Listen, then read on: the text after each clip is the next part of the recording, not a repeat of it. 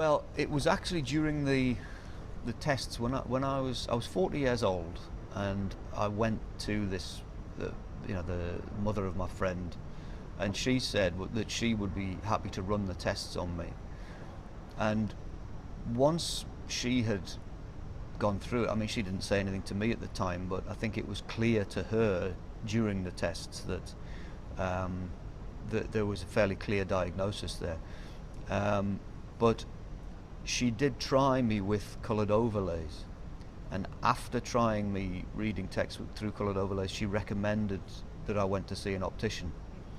And when I did go to see the optician, I was absolutely stunned, as was the optician actually, because it was when he showed me two blocks of identical text and he put the coloured overlay over one, well actually in the lens in front of my eye, and showed me the two blocks of text together.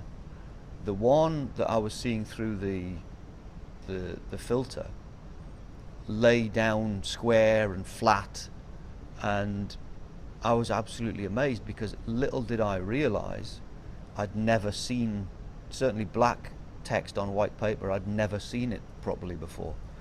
But I mean, I've heard people describe this as, the visual problem as being an undulation of the text or movement of, and I don't think that that's really an adequate description. However, having been diagnosed 12 years ago, I still failed to come up with a perfect description for it, which I think is one of the reasons why it's hard for other people to understand, that it's something that's so hard to describe, and yet it's such a massive problem over something so simple.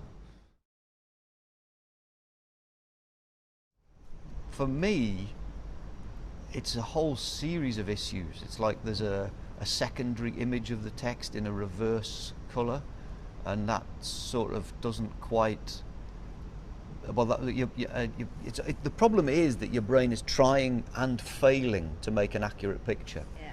So you're getting a lot of information and your brain is just failing to process it properly, and so you experience something that sort of, it looks like text, and yet it looks like how you've always seen text, because that's what it's always looked like, but not until you see it through this filter that gives you the opportunity for your brain to process it more accurately, that you have any understanding of how much you'd really suffered before that,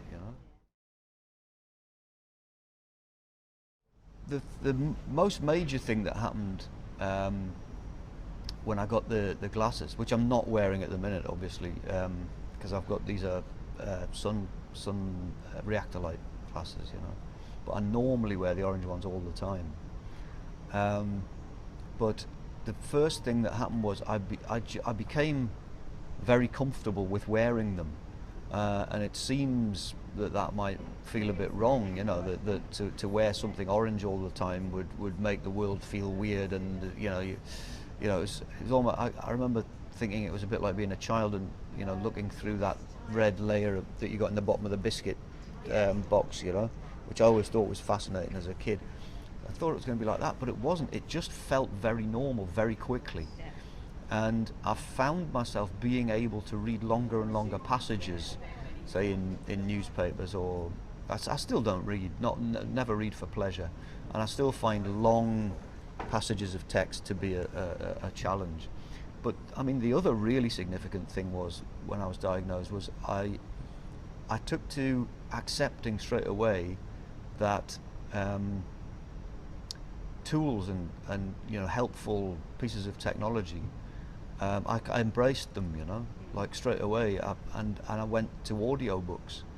And I have a cousin who's blind, and he's always used audiobooks, but I kind of thought that's for people with visual problems, that's not for me. But of course, once I was diagnosed, I thought, hold on, not only have I got a visual problem, but I've got a neurological problem. It isn't going to go away. So I started to do audiobooks, and up to the age of 40, I must have read half a dozen at the most books in my life. I tried and tried and tried, and the number of books that I began to read and then just gave up on is beyond belief when I look back. I used to buy magazines all the time, never read one of them. Used to read a few paragraphs here and there, an article that I was really interested in. But yeah, so I took very much to audiobooks, and as a result of all of those audiobooks that I've read, that's really changed my world, because before that I'd never read things that had been committed to writing, and now I can, although somebody's had to read them to me. But I do the same with I get the computer to read me things now as well.